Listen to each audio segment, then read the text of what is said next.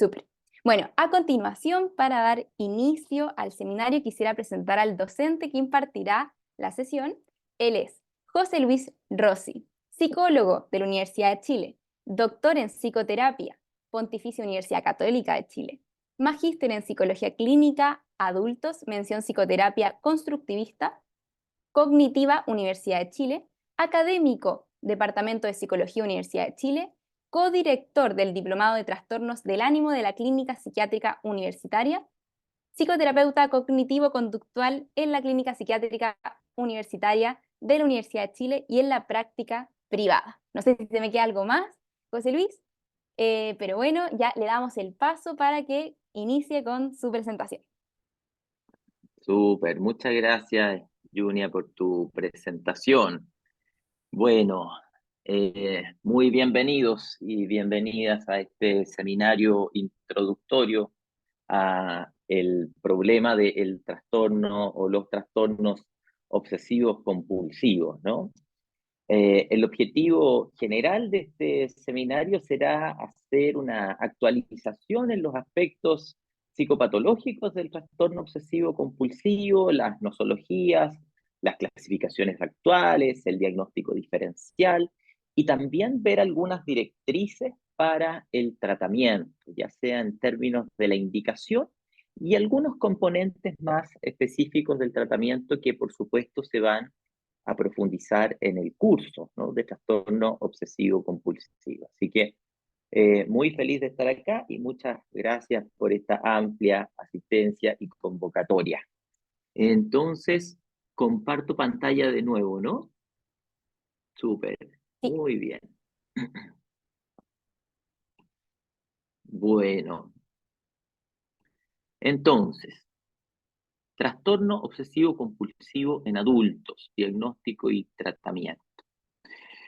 Bueno, estamos claros, ¿no?, de que el trastorno obsesivo compulsivo es un conjunto de cuadros clínicos que presenta diversas manifestaciones y que ha presentado un aumento del interés de los clínicos, no solo por las diversas manifestaciones clínicas, sino que también por la gran cantidad de personas que sufren este padecimiento y el alto sufrimiento asociado, ¿no?, porque son personas que sufren de manera muy significativa. Por otra parte, los pacientes demoran bastante en consultar a la atención especializada, principalmente por temor al estigma, por la vergüenza que causan los síntomas, y muchas veces no son oportunamente pesquisados, lo que por supuesto empeora el pronóstico y tiende a agravar el cuadro. Por lo tanto, es un problema que merece atención, dado que en nuestro medio nacional y en el contexto latinoamericano en general, falta formación de especialidad para poder abordar adecuadamente el trastorno obsesivo compulsivo, que requiere algunas directrices de tratamiento que son más bien específicas. Vamos a partir entonces revisando los aspectos de definición y descriptivos del trastorno obsesivo compulsivo. El trastorno obsesivo compulsivo es un trastorno del espectro obsesivo. Vamos a plantear de que pertenece a una familia de trastornos, ¿no?, donde el eje central será la presencia de obsesiones y o compulsiones. Nótese de que no deben estar necesariamente ambas presentes. La mayoría de los pacientes presentan obsesiones y compulsiones, sin embargo, hay una minoría que presentan obsesiones y o compulsiones puras. Es interesante destacar que una característica psicopatológica central es el reconocimiento del paciente de lo excesivo de estas ideas e incluso del carácter irracional o absurdo que tienen estas ideas. Sin embargo, no pueden dejar de experimentarlas ni tampoco controlarlas, ¿no? Estas ideas y las compulsiones derivadas van a ocupar mucho tiempo de la vida cotidiana de las personas, por lo tanto, van a ir generando interferencia social, ocupacional y también un sufrimiento significativo en quienes lo padecen y en su entorno. Es muy difícil convivir con una persona que tiene un trastorno obsesivo compulsivo, sobre todo cuando sus síntomas son manifiestos.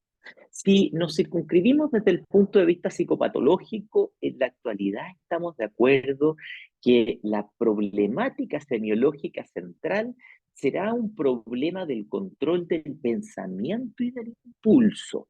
Miren qué interesante. Hasta el año 2010, cuando estaban las versiones anteriores del DSM-5 y del CIE, se consideraba que este era un trastorno de ansiedad y estaba clasificado dentro de los trastornos ansiosos. Sin embargo, dada el estado actual de la investigación nosológica, se considera que el problema principal está en el control del pensamiento y del impulso. Como ustedes saben, esta evolución de las categorías o redefinición de las categorías no pretende ser definitiva, ¿no? Sino que es el estado actual del conocimiento. Muchos teóricos e investigadores no están de acuerdo con esta idea y plantean que el trastorno obsesivo compulsivo sigue siendo un trastorno predominantemente ansioso.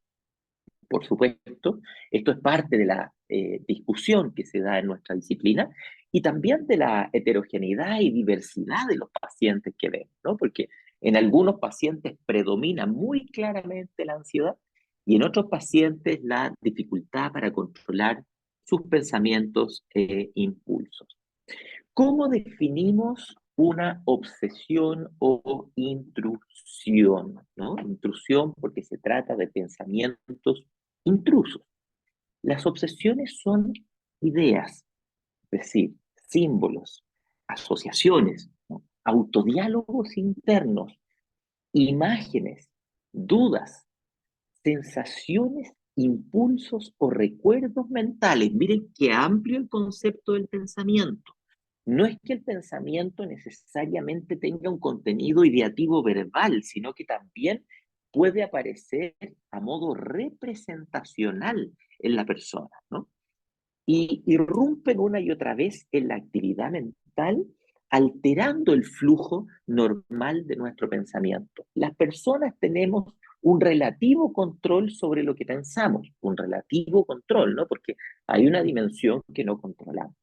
Sin embargo, la persona con trastorno obsesivo compulsivo sentirá que el flujo normal de sus ideas se ve interrumpido por este subgrupo de intrusión. Son, por lo tanto, percibidos como pensamientos propios. Esto es muy importante para el diagnóstico diferencial. Es decir, la persona no tiene la vivencia de que estos pensamientos sean parte de la realidad externa o sean impuestos por otras personas o desde el exterior, aunque son involuntarios y a menudo tienden a ser desagradables. Para la gran mayoría de los pacientes generan un alto desagrado y son contenidos de diversa índole, ¿no? Pensamientos agresivos, de índole sexual, de contagio de enfermedades, de blasfemia, de abstracciones obsesivas.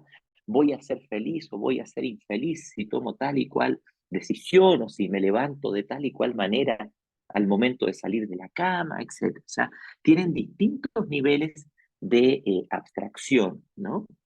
Estos pensamientos en general tienden a atentar contra el sistema de valores de las personas, es decir, sus contenidos atacan las convicciones más profundas que tenemos los seres humanos. Y es por eso que muchas veces causan terror a los pacientes por la posibilidad de estar experimentando cambios en sí mismos y en su sistema de valores, ¿no?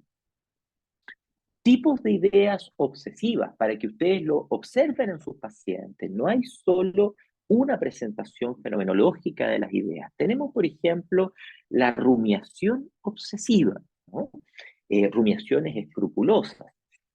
La rumiación tiene que ver con pensamientos repetitivos en cadena que adquieren el carácter de duda y el paciente se pregunta con respecto al pasado, al futuro o al presente si ha cometido ciertas acciones y cuáles podrían ser las consecuencias de estas acciones. La rumiación obsesiva tendrá, por tanto, esta característica que define Mario Vidal, que es la duda en péndulo, la duda en vaivén, ¿no? Esta duda que va y viene y que atormenta permanentemente a la persona con obsesiones, ¿no? Por otra parte, hay pacientes que van a presentar ideaciones obsesivas, es decir, fenómenos que son mucho más fugaces, que son mucho más paroxísticos, aparecen y aparecen de un modo repentino, ¿no? Y que tienden a aparecer en relación a sus propios sentimientos, ¿no? En base a sus impulsos personales. Por ejemplo, una madre que cuidando a su bebé repentinamente se le viene la imagen, ¿no? Que puede durar fracciones de segundo, donde lanza al bebé al piso o por el contrario se tira por la ventana y pierde el control de sí misma. ¿No? Una característica también de las rumiaciones obsesivas, que no la mencioné, es que a veces los pacientes rumian en torno a temas que son absurdos, pese a que ellos saben que son absurdos.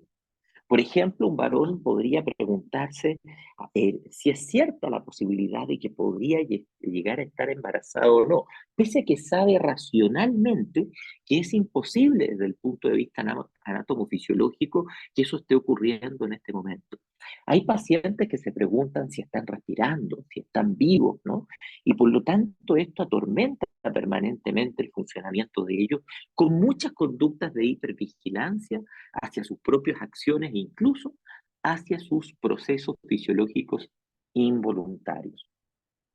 Hay pacientes que van a experimentar recuerdos obsesivos, ¿no? Más que el contenido, lo que resulta tortuoso es su repetición, ¿no? A la persona se le aparece una y otra vez una imagen que puede ser una imagen niña, por ejemplo, la imagen cuando estuvo conversando con una persona y dice, bueno, me despedí o no me despedí de esta persona, quizá quedé como un mal educado, ¿no? Se le viene la imagen de cuando echó una talla en un grupo, por ejemplo, y chequea cómo estuvieron las caras de las personas, si objetivamente hizo sentir mal a las personas o no las hizo sentir mal. La imagen, por ejemplo, de sus primeras relaciones sexuales, la imagen de errores que han cometido en el pasado, ¿no? Y por otra parte tenemos las fantasías obsesivas que desafían un poco la semiología de la presentación obsesivo-compulsiva porque tienen un posible carácter placentero inicial, ¿no? O sea, todos podemos experimentar ansias ante una cierta situación.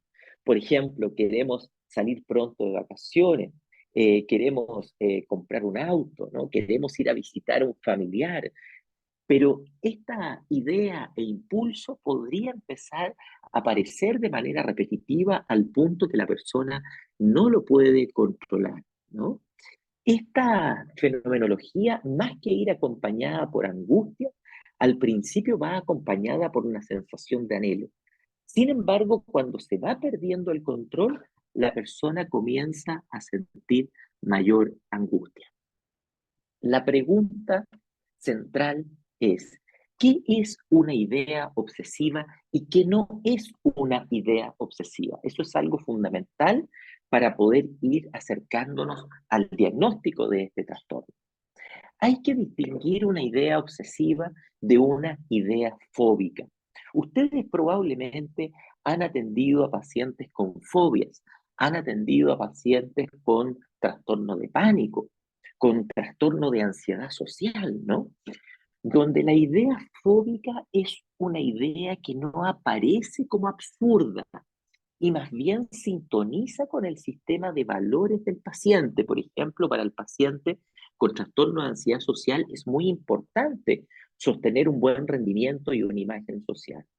Sin embargo, comienza a tener pensamientos en torno a un posible mal desempeño.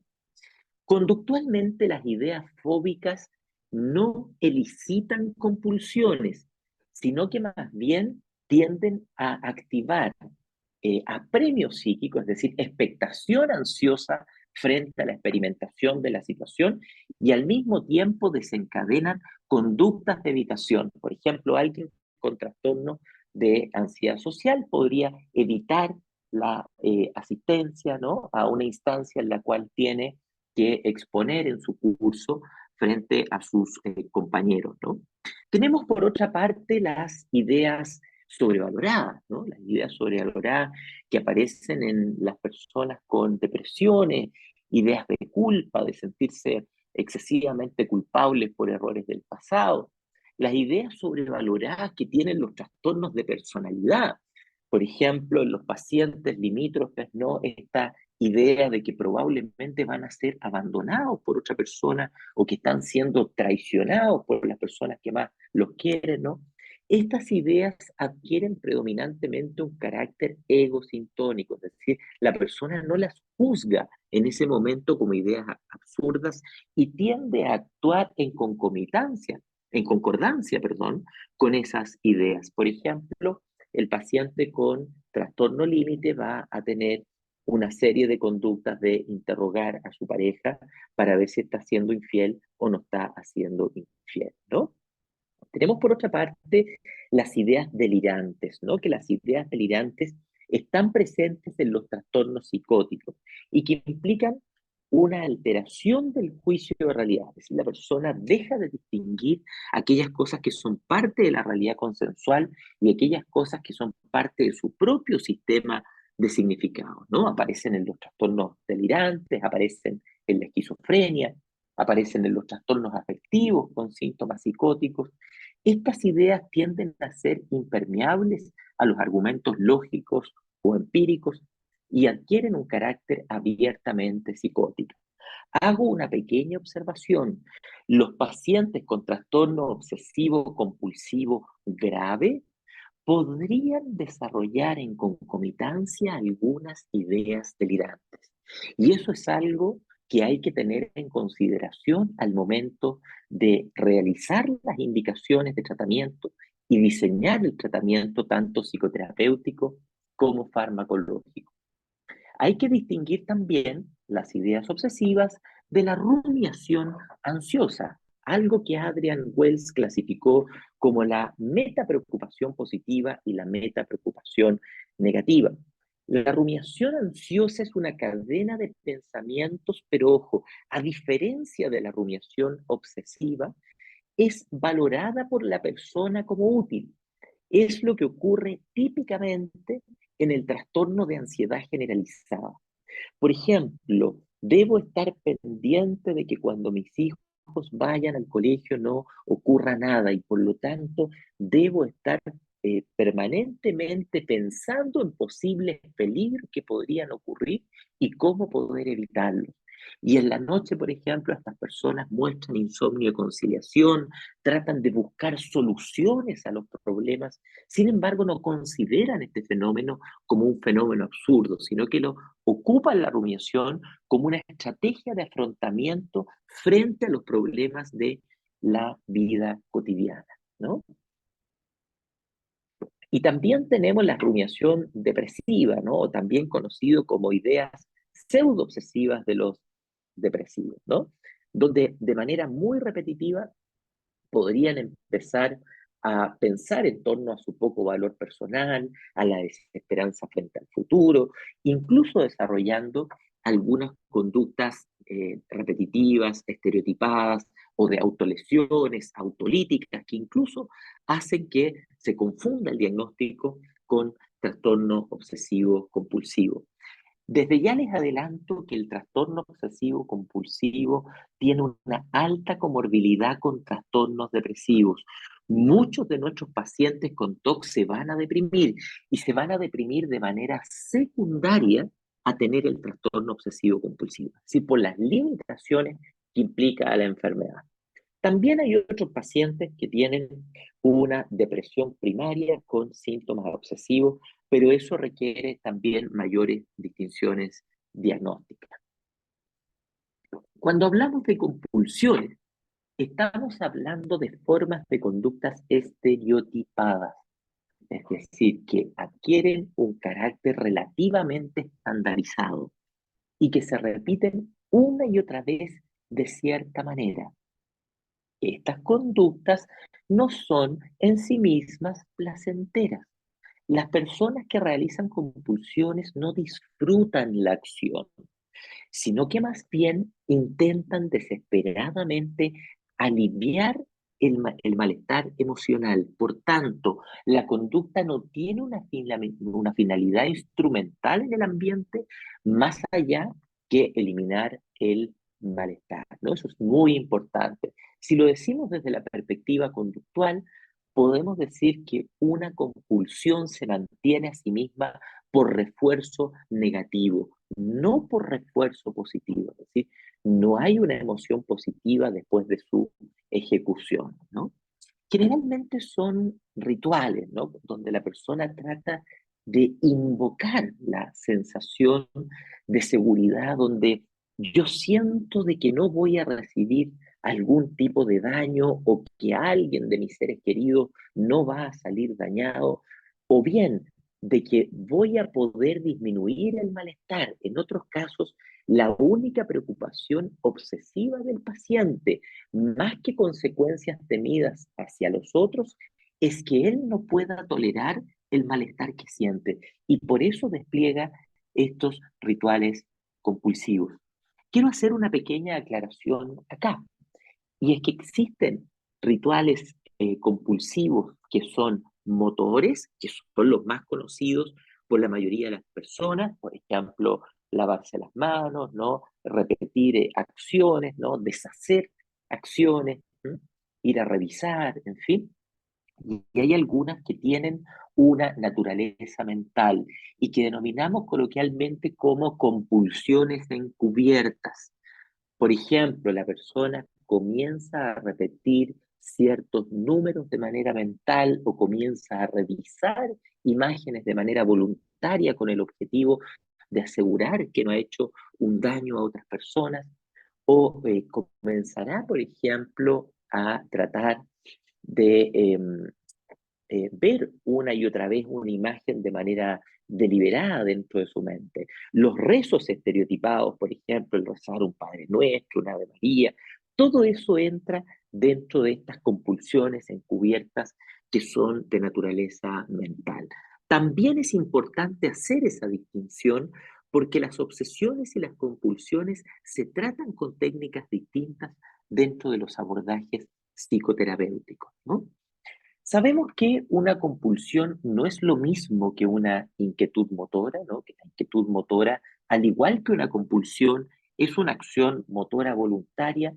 Sin embargo, viene a ser un concomitante motor del apremio psíquico, es decir, como decía el doctor Roa, el síndrome del león enjaulado, es decir, la inquietud motora cuando estamos ansiosos, nos desplazamos de un lado hacia otro, mordemos el lápiz, nos comemos las uñas, ¿no?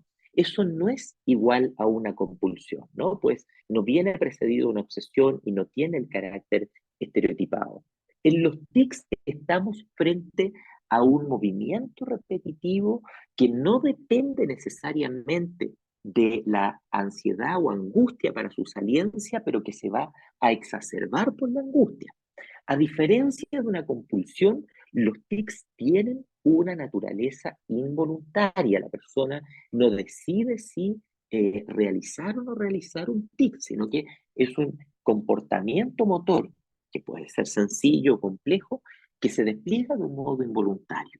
El paciente con trastorno obsesivo compulsivo puede o tiene cierto control para decidir si realizar compulsiones o no.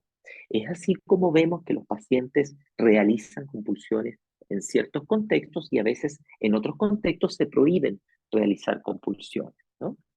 Las impulsiones, ¿no? Que también han sido objeto de discusión psicopatológica, es la dificultad para poder suprimir una acción motora o un impulso que resulta placentero, es decir, la impulsión por fumar, la impulsión por beber un trago de alcohol, la impulsión por comer, sobre todo cosas dulces, ¿no?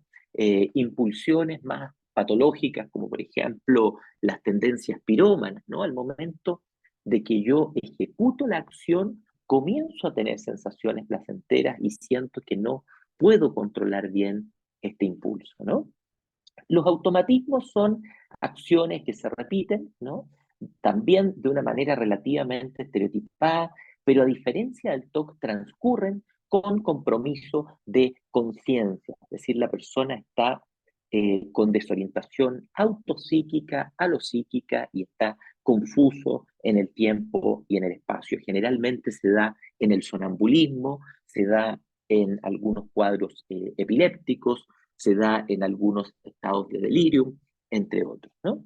Las estereotipias catatónicas, que son propias de algunas psicosis orgánicas y también de las psicosis endógenas, ¿no? Como por ejemplo las estereotipias motoras de los pacientes con esquizofrenia, las estereotipias posturales, donde la persona realiza una y otra vez una acción de carácter repetitivo, sin embargo, esa acción no tiene ningún sentido para el paciente ni quien lo observa, sino que más bien representa una desorganización de la conducta, ¿no?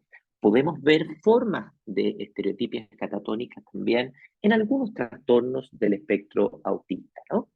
Y la acaticia, que generalmente es un signo neurológico, viene a ser una dificultad para controlar los movimientos, sobre todo de las extremidades superiores e inferiores, que se da en pacientes con deterioro orgánico cerebral o a veces como consecuencia del consumo de drogas ilícitas como pasta base o, por ejemplo, del consumo de sustancias psicoactivas legales como son los antipsicóticos, sobre todo los antipsicóticos clásicos, ¿no? Entonces, es muy importante que nos preguntemos cuál es la naturaleza del comportamiento repetitivo de nuestro paciente y cuál es la funcionalidad que cumple dentro del cuadro clínico.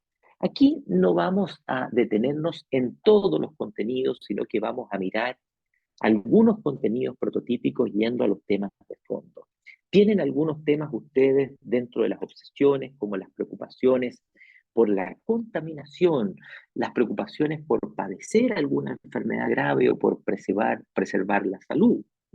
La necesidad de orden o simetría. El paciente dice, no sé por qué necesito que esto esté simétrico, que esté completo, me dan ganas de hacer eso y no puedo sacarme de la cabeza la idea de que no lo he hecho, ¿no? Las ideaciones sexuales, ¿no? Muy prevalentes en la actualidad, aquellas que tienen que ver con la orientación sexual. ¿Será que realmente tengo definida o no definida mi orientación sexual? ¿Será que tal vez soy bisexual, homosexual, y no me he dado cuenta y me estoy mintiendo a mí mismo?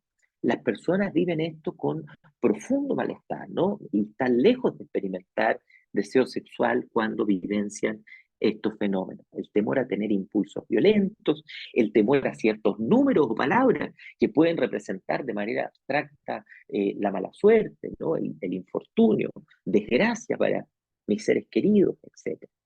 El temor que ya les decía a que una tarea no se haya realizado de manera perfecta, etcétera. Algo que quiero dejar en claro antes de hablar de las compulsiones frecuentes. No necesariamente existe una concordancia temática entre las obsesiones y las compulsiones. Muchas veces están conectadas en torno al tema central.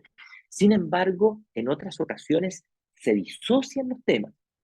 Me explico, un paciente podría tener obsesiones de naturaleza sexual, por ejemplo, con respecto a la posibilidad de tener una parafilia o ser potencialmente un abusador de menores. Sin embargo, para calmar esta obsesión, lo que hace es comenzar a ordenar su ropa una y otra vez de manera repetitiva. ¿Me explico? Es decir, en ocasiones el tema de la compulsión puede tener nada que ver con el tema de la obsesión. Al mismo tiempo, dejarles en claro que lo más frecuente es que los pacientes no tengan solo un tema obsesivo, sino que en promedio los pacientes con trastorno obsesivo compulsivos van a tener dos o tres temáticas obsesivas. Y además las temáticas obsesivas van a ir mutando a lo largo del cuadro clínico, sobre todo si el cuadro no se trata, ¿no?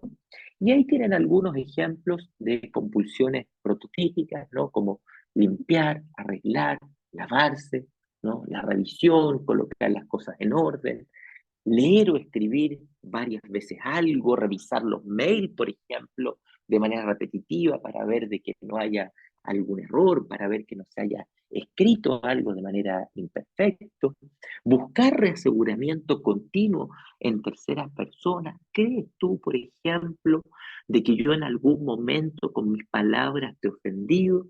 Por favor, te agradecería que me lo dijeras, porque sabes que me tortura la idea de pensar de que en algún momento te hice daño. Los pacientes que tienen obsesiones de duda, por ejemplo, ¿será que tengo que ponerme este traje hoy día o tengo que ponerme esta vestimenta, ¿no?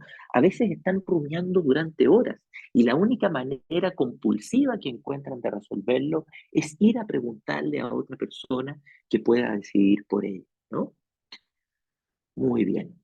Este trastorno pertenece a esta categoría nueva, ¿no? Esta categoría del trastorno obsesivo compulsivo y los trastornos relacionados, que se separa de los trastornos de ansiedad y forma un subgrupo específico, ¿no? Tenemos el trastorno obsesivo compulsivo, el trastorno dismórfico corporal, que es la repetición, perdón, la preocupación repetitiva en torno a la eventual defectuosidad de ciertas partes del cuerpo, la tricotilomanía, ¿no? Esta necesidad repetitiva de sacarse los pelos y posteriormente, en algunos casos, cometer tricofagia y comerse los pelos, el trastorno de excoriación de manera incontrolable, tener que rasgarse la piel, pellizcarse o hacerse heridas en la piel, el trastorno por acumulación, ¿no? De que las personas comienzan activamente no solo a no querer botar objetos inútiles, sino que a buscar nuevos objetos para guardar, incluidos también animales, ¿no? Interesante como el trastorno por acumulación, las personas a veces acumulan animales y los tienen en condiciones a veces sanitarias precarias o con pocos cuidados, ¿no? Y con poca conciencia, ¿no? De ¿cómo se llama?, contraproducente de sus acciones, ¿no? Entonces, lo que une a este grupo, ¿no? Va a ser la incapacidad de los pacientes para poder controlar ciertos comportamientos y el carácter repetitivo y estereotipado de sus acciones. Ahí están los criterios de diagnóstico que más o menos ya se los expliqué. Creo que no vale la pena detenernos tanto en esto, pues lo van a tener en la diapositiva y además está en el DSM-5, ¿no? Es importante mencionar que dentro de los criterios diagnósticos hay que referirse al nivel de insight del paciente o al nivel de introspección. Es decir, ¿tiene mi paciente un buen nivel de introspección? ¿Se da cuenta de que estas ideas son absurdas y que son exageradas? Segunda alternativa, ¿tiene mi paciente moderada conciencia o esta conciencia fluctuante? En ocasiones le otorga un poder a las compulsiones como una acción que potencialmente va a prevenir un daño y en otras ocasiones la juzga de manera irracional. O tercera alternativa, mi paciente no tiene conciencia del carácter irracional, absurdo, exagerado de estas ideas, ¿no? Mientras más nos acerquemos a la falta de insight, disminuye o empeora el pronóstico favorable de los pacientes, ¿no? Y al mismo tiempo van a ser más relevantes las intervenciones farmacológicas. ¿Bien? Ok, eso ya lo hablamos, ¿no? Y en términos del diagnóstico diferencial, si bien no puedo detenerme aquí en detalle, les puedo decir que los trastornos más relevantes a diferenciar son el trastorno de ansiedad generalizada, los trastornos por tics, como mencionábamos hace algún rato, los trastornos depresivos y bipolares que pueden tener manifestaciones obsesivas compulsivas, todos los trastornos del espectro ansioso que pueden tener síntomas similares, la esquizofrenia y los trastornos delirantes. Particular énfasis hago en el trastorno obsesivo compulsivo de la personalidad y el TOC. Hay mucha confusión diagnóstica. El trastorno obsesivo compulsivo de la personalidad es un modo patológico de ser que se expresa en rasgos rígidos del carácter con una naturaleza egosintónica, donde no existen ideas obsesivas, sino que existen más bien ideas sobrevaloradas. Y por lo tanto, trastorno obsesivo compulsivo y TOC son entidades diferentes, ¿no? El trastorno obsesivo compulsivo de la personalidad, me refiero, versus el TOC, ¿no? Eso es algo que es muy importante detectar en la práctica clínica, porque las estrategias de intervención van a ser distintas, ¿no? Los otros trastornos relacionados del espectro TOC que les mencioné, y también algunas condiciones o enfermedades médicas. Piensen ustedes como los efectos secundarios de algunos fármacos como la clozapina, ¿no? Algunos fármacos antidepresivos, sobre todo en la etapa de titulación, podrían tener efecto paradojal y hacer que los pacientes desarrollen ideas obsesivas. Algunas enfermedades médicas, no todo el espectro de lo que conocemos de los PANS y los PANDAS, ¿no? Estos eh, síntomas obsesivos compulsivos que son derivados de infecciones estreptocócicas o incluso de enfermedades víricas, ¿no? Que derivan en algunas alteraciones del sistema inmune, desencadenando cuadros clínicos más complejos. Entonces, el paciente va a requerir una minuciosa evaluación, ¿no? Que incluye también un estudio médico general, ¿no? Bueno, desde el punto de vista del tratamiento y en alusión al tiempo e ir dejando un espacio de preguntas, nos vamos a guiar por las recomendaciones que se hacen en base a la psicología y la psiquiatría basada en la evidencia, ¿no? Aquí tenemos ciertas recomendaciones que provienen de las guías NICE del Reino Unido, ¿no? Que acumulan múltiples estudios provenientes no solo del criterio de expertos, sino que también de la revisión metaanalítica, ¿no? De las revisiones sistemáticas, y que nos sugieren lo siguiente. En los pacientes con TOC leve, podemos ocupar terapia cognitivo-conductual, incluyendo el componente de exposición con prevención de respuesta sola. Es decir, no necesariamente vamos a requerir medicación, ¿bien? O también podemos utilizar medicación si es que el paciente así lo prefiere, ¿no? Sabemos que los resultados de ambas intervenciones por separado son similares. Aquí tenemos que considerar el perfil de costo-beneficio de las intervenciones y la propia motivación del paciente. Hay pacientes que no quieren tomar psicofármacos dado los efectos adversos, las experiencias previas, ¿no? De efectos adversos que han sido intolerados.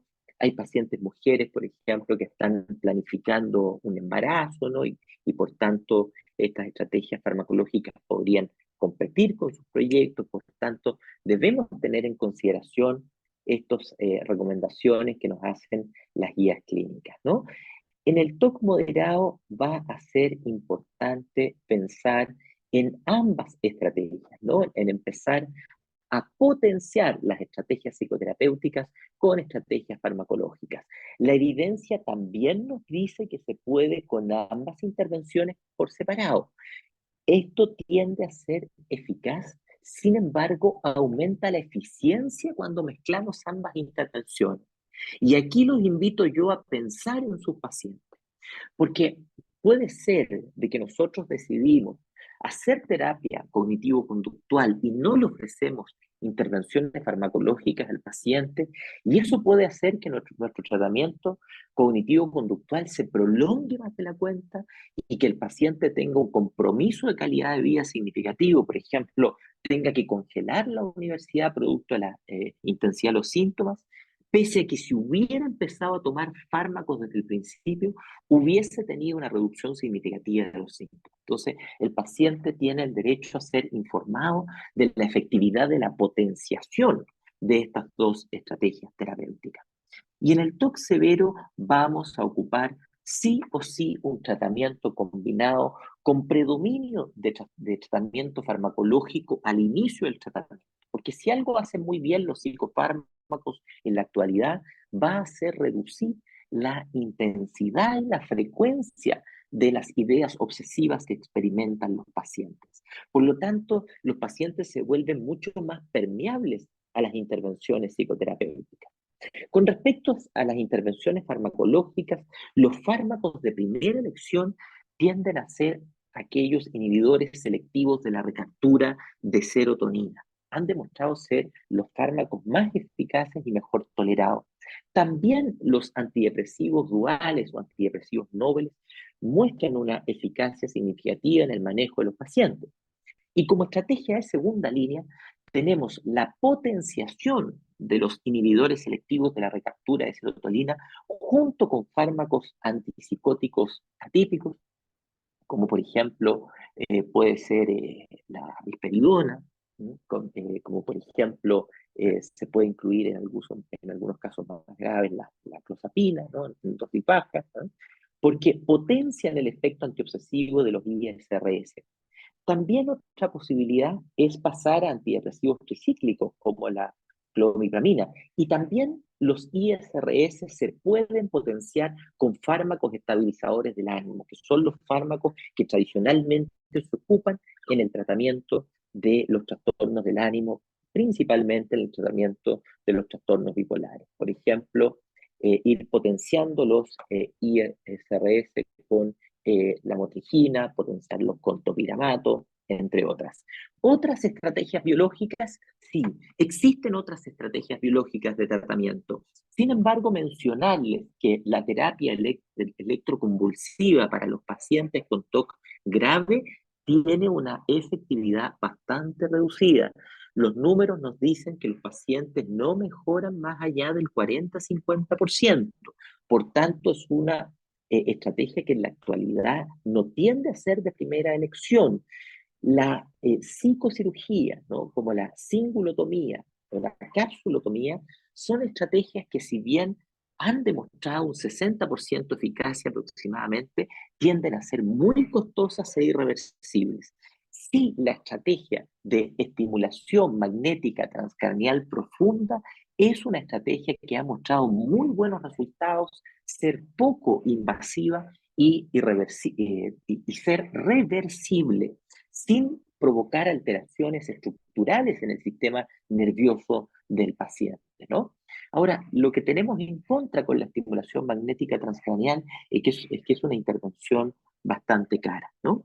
Todas estas otras estrategias biológicas, no farmacológicas que les menciono, se utilizan cuando han fallado ampliamente las intervenciones terapéuticas y las intervenciones farmacológicas. Sin embargo, la gran mayoría de los pacientes en la actualidad, con los avances en terapia cognitivo-conductual y los avances en psicofarmacología, no requieren de estas intervenciones. En general, en la terapia cognitivo-conductual partimos con una evaluación del paciente, ocupamos algunas escalas, como las escalas que ustedes ven acá en la diapositiva, principalmente la escala de Yale Brown, que nos da una impresión diagnóstica inicial con respecto a la severidad de los síntomas, pero ojo, no quiero reducir el diagnóstico a escalas. Es necesario hacer una minuciosa entrevista clínica al paciente y en ocasiones a los familiares para poder corroborar el diagnóstico. Y posteriormente, en terapia cognitivo-conductual, vamos a avanzar hacia una conceptualización del caso. Un mito ampliamente difundido es que la terapia cognitivo-conductual es una terapia estandarizada o manualizada. En la actualidad no aplicamos manuales de manera rígida o de manera estereotipada. En la actualidad hacemos una formulación individualizada del caso que incluso compartimos con el paciente. Aquí hay un ejemplo de cómo diagramamos el problema con el paciente en sus componentes cognitivos, conductuales, afectivos, en la contribución de las experiencias tempranas, en la contribución de estresores, para que el paciente pueda sentirse identificado con la formulación clínica que estamos haciendo.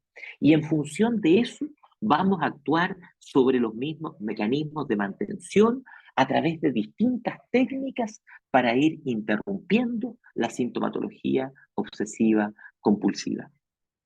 Finalizo con esta diapositiva. Dentro de nuestras intervenciones terapéuticas cognitivo-conductuales, vamos a tener múltiples estrategias y técnicas. La normalización es fundamental brindar al paciente una actitud de validación, de aceptación, mostrarle que buena parte de la población experimenta este tipo de ideas, que no es algo extraño, algo diferente. Los pacientes incluso construyen imágenes estables de sí mismos muy negativas a propósito de los síntomas obsesivos compulsivos, sobre todo cuando han partido en la infancia. Dicho de otra manera, muchas veces tienen dañada la identidad o la autoestima producto de experimentar estas ideas, ¿no? Vamos a ocupar la psicoeducación dentro de la sesión y también le daremos material al paciente, ¿no? Vamos a hablar de las estrategias de afrontamiento que son útiles y las que son contraproducentes.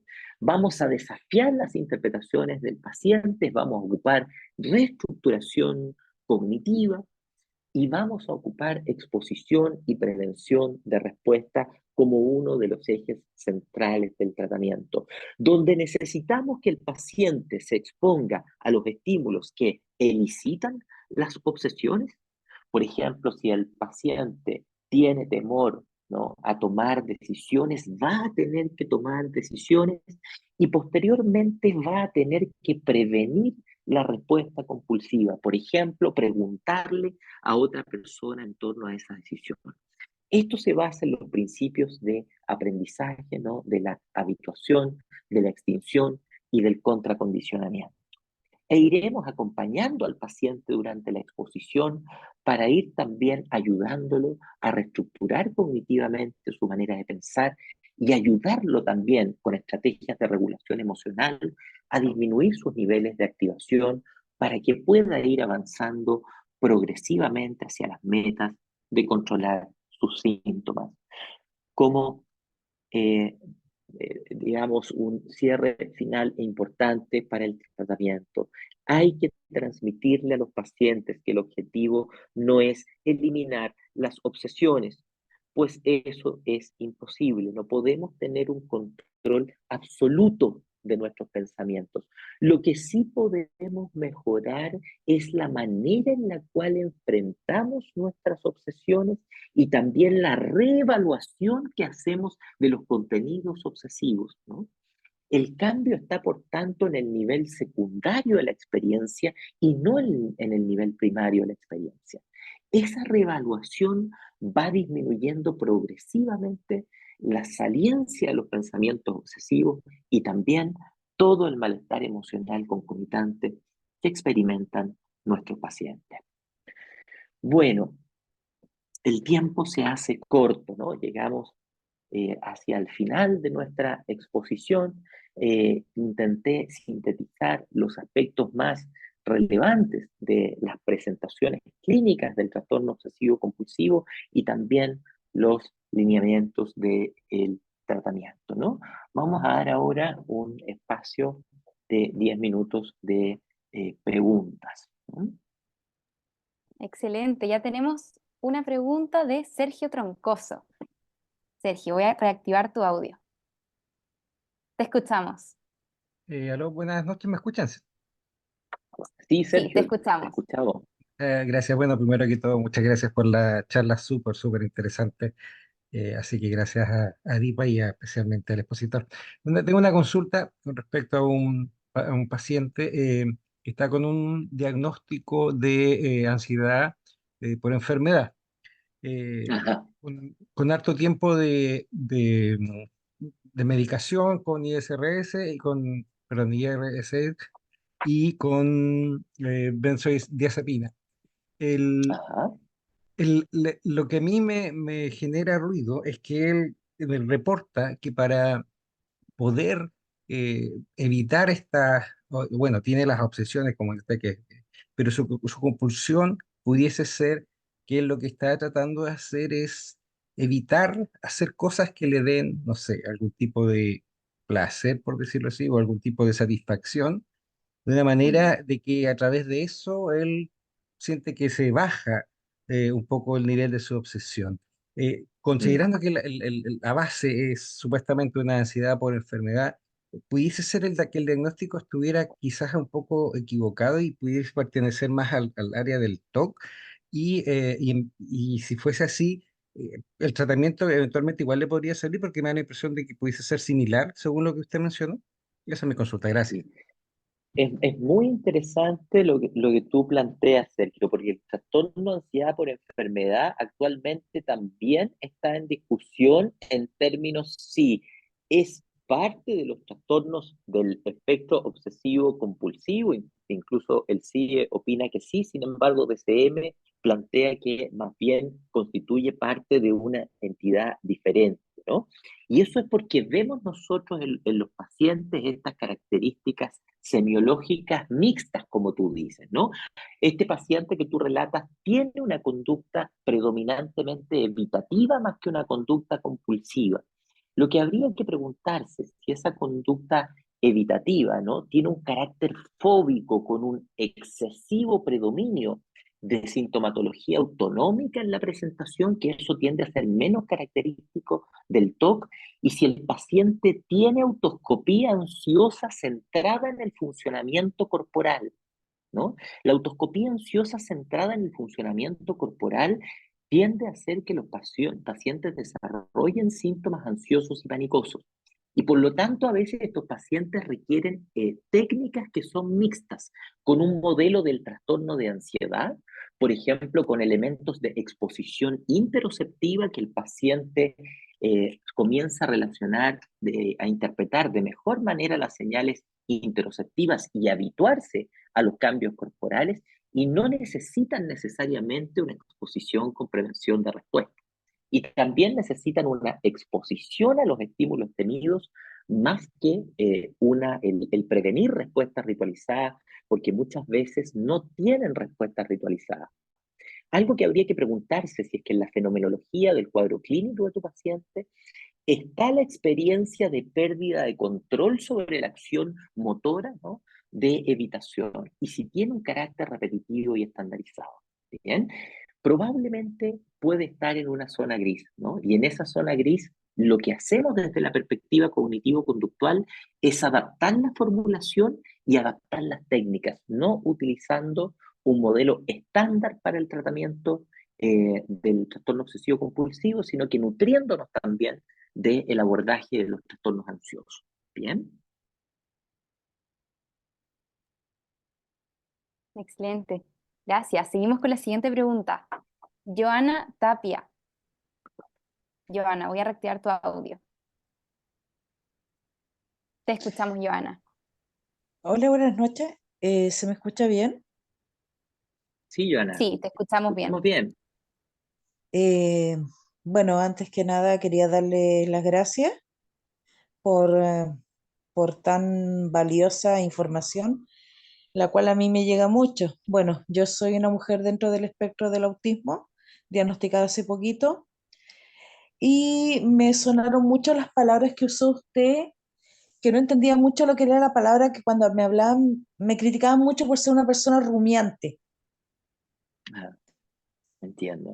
Porque siempre como que hablaba siempre lo mismo, lo mismo, lo mismo, y me he dado cuenta en el último tiempo que soy de esa persona, por ejemplo, si voy al auto, ya me estoy por venir, pero me tengo que devolver a ver si las ventanas están cerradas. Si la amarilla de los cambios están en, no sé, pues en primera o en tercera, pero no están en neutro. Voy bajando la Ujú. escalera, voy saliendo de mi casa, pero me devuelvo para ver si la puerta de arriba está cerrada. Y eso como que de repente como que me pongo muy ansiosa y en mi cabeza empiezo a contar, no sé, pues si me como una caluga o me como, tengo que mascar o masticarla 6 a 7 veces. Y eso como Bien. que, de parte rumiante, a mí me dejó como muy mal cuando a mí me lo dijeron, antes que yo supiera el diagnóstico, siempre me decían, oye, oye, déjate de, porque soy una persona rumiante, oye, córtala. Y ahora que usted lo Mm. explica, me gustaría que usted me ayudara o me diera un consejo de cómo poder aminorar eso. porque yo no puedo salir de mi casa si las cosas no están hechas, tiene que estar todo ordenado, no sé, yo me desespero. Es Entiendo. un Muchas tip, gracias, Mariela, por tu pregunta. Mariela me dijiste, ¿no? Joana, Joana, perdona. Muchas gracias, Joana, por tu sí, pregunta muy interesante y por tu testimonio, ¿no? Es importante relevar de que los trastornos del espectro autista, ¿no? Y los trastornos obsesivos compulsivos tienden a ser altamente comórbidos, ¿sí? No son lo mismo, ¿sí? Pero tienden a presentarse juntos, ¿no? Ahora, esto que tú relatas, ¿no? Como una tendencia rumiante, pareciera en primera instancia tener la fenomenología de una idea obsesiva, ¿no? Y lo que relatas también como estas conductas, ¿no? De comprobación, de chequeo, parecieran ser compulsiones. Lo que habría que evaluar en el contexto de una conducta, de una consulta, perdón, de salud mental, es ver si estos elementos son clínicamente significativos y en qué estadio de evolución se encuentran. Bien, dado que no tenemos el tiempo suficiente para explorar estos aspectos en mayor profundidad, yo te puedo dar un consejo. Lo que tú puedes hacer es buscar información fidedigna de autoayuda y orientación profesional para ver qué es lo que puedes hacer para manejar estas ideas. Hay un espacio gratuito, ¿m? Que pueden ustedes anotar por ahí, se llama www.hablemosdetoc.cl, repito, www.hablemosdetoc.cl, ¿sí? Fundado por un psicólogo que ha sido pionero en el estudio del trastorno obsesivo compulsivo en Chile, que es el psicólogo Tomás Miñó, ¿no? Y ahí tú vas a encontrar mucha información para poder obtener una orientación para dar los primeros pasos en las consultas en torno a los fenómenos obsesivos compulsivos, ¿no? Hay también pequeñas charlas, ¿no? Hay infografías, ¿no? Hay instancias de apoyo, hay recomendaciones de profesionales expertos en el tema, ¿bien? Pues requiere una evaluación un poquito más minuciosa. Pero sí decirte que en una primera impresión esto aparece como con una fenomenología obsesiva compulsiva, pero por supuesto estamos lejos de poder hacer un acto diagnóstico en esta instancia, ¿no? Eso te recomendaría yo para que tú puedas orientarte y sentirte más aliviado. Genial. Muchas gracias, doctor. Vamos a seguir con la siguiente pregunta de Rosa Gutiérrez. Rosa, ya está activado tu micrófono. Te escuchamos. Hola, primero agradecer a Vipa esta importante charla y también al expositor. ¿Se escucha bien? Sí, te Sí. escuchamos bien, Rosa. Sí, mire, lo mío es lo siguiente. Bueno, yo convivo eh, a diario con un tema un poco complicado. Mi esposo tuvo un accidente en el año 2016 en el cual sufrió un TEC. Afortunadamente no tuvo pérdida de masa encefálica, pero estuvo hospitalizado en la Mutual casi un año y desarrolló bastante problemas. De hecho, quedó con neurólogos en tratamiento. Ha Mm, desarrollado varios TOC claro. compulsivos y nosotros como familia eh, lidiamos, digamos, con eso. Uno de los mayores problemas que tiene es el control de la ira, que cuesta mucho, pasa muy rápido de un Mm, estado a otro. Si algo no le parece o si no tiene la razón o si le llevamos la contra, él cambia muy rápido de padecer. mm, El tema mayor es que a nosotros jamás, o a mí como esposa, jamás su neurólogo me incluyó en su terapia. Entonces él va, cuando va a la consulta, cuando él va y súper bien, El único medicamento que está tomando es la flunaricina, que le dan para que pueda en la noche dormir y estar un poco mejor, pero nunca nos incluyeron a nosotros como familia o a mí como esposa para poder tratar estas situaciones que de repente se hace súper insostenible.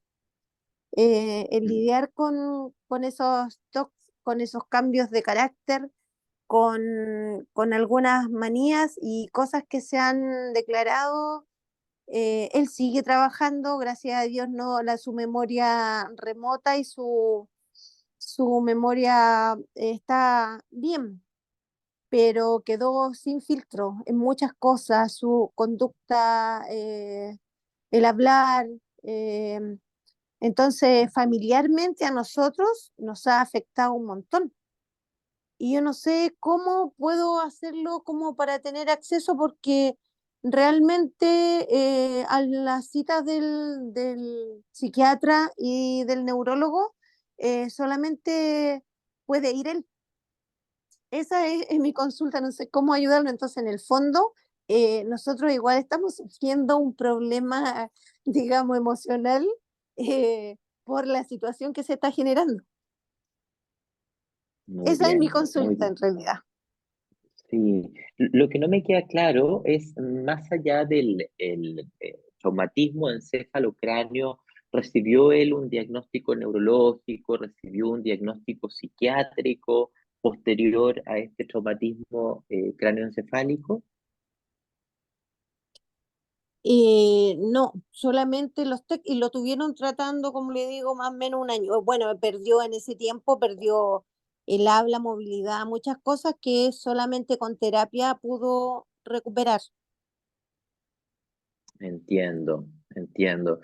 Bueno, a ver, aquí hay dos temas. Un tema es que efectivamente las lesiones cerebrales por traumatismo encéfalo-cráneo pueden desencadenar en algunos pacientes sintomatología obsesiva compulsiva, ¿ya?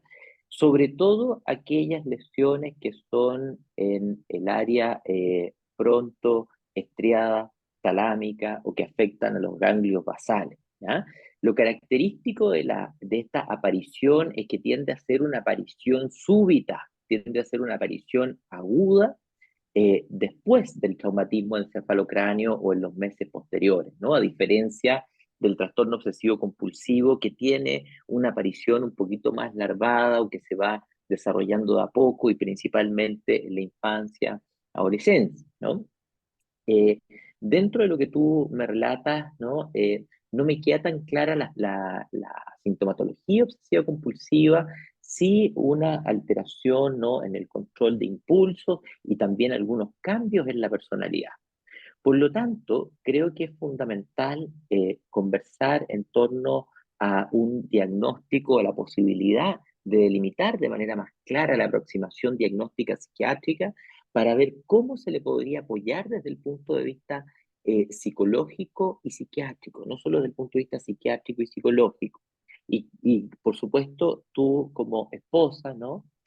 También poder conversar con él la posibilidad de participar en estas reuniones con su médico psiquiatra, porque no, digamos, él al ser mayor de edad, ¿no? Tiene su autonomía y tiene su espacio de intimidad, ¿no? Que no podemos transgredir, ¿no? Entonces ahí tienes el Claro. desafío de poder conversar con él, de poder conversar tal vez con los miembros de los familiares, para que el psiquiatra pueda también tener otra perspectiva de lo que está ocurriendo y del impacto de los síntomas, ¿no? Aunque haya un daño orgánico cerebral, recuerda siempre que existe la neuroplasticidad y que nuestro cerebro es reentrenable, ¿no? Y así como tu marido fue recuperando distintas funciones motoras y del habla, es posible también de que los síntomas post-TEC puedan tener una cierta mejora con intervenciones farmacológicas e intervenciones psicosociales, ¿no? Esas serían las recomendaciones que te Muchas podría dar. gracias. Muchas Por nada, gracias, pues, doctor. Rosa. Bueno, en vista del tiempo, vamos a seguir con nuestros siguientes bloques. Así que quiero darles las gracias a todos por su participación el día de hoy y en especial a nuestro expositor, José Luis Rossi, por su gran presentación, que nos dejó a todos mega interesados.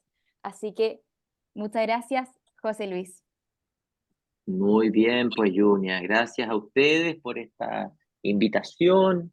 Espero que la información haya sido útil, ¿no? Y se interesen a seguir profundizando en este tema que es tan relevante, ¿no? Y afecta tanto a nuestras pacientes, ¿no? Muchas veces a familiares, y por tanto la formación de especialización cobra particular relevancia, ¿no? Un gusto. Gracias. Que estén muy bien, ¿eh? Igual, buenas noches, José Luis. Buenas noches.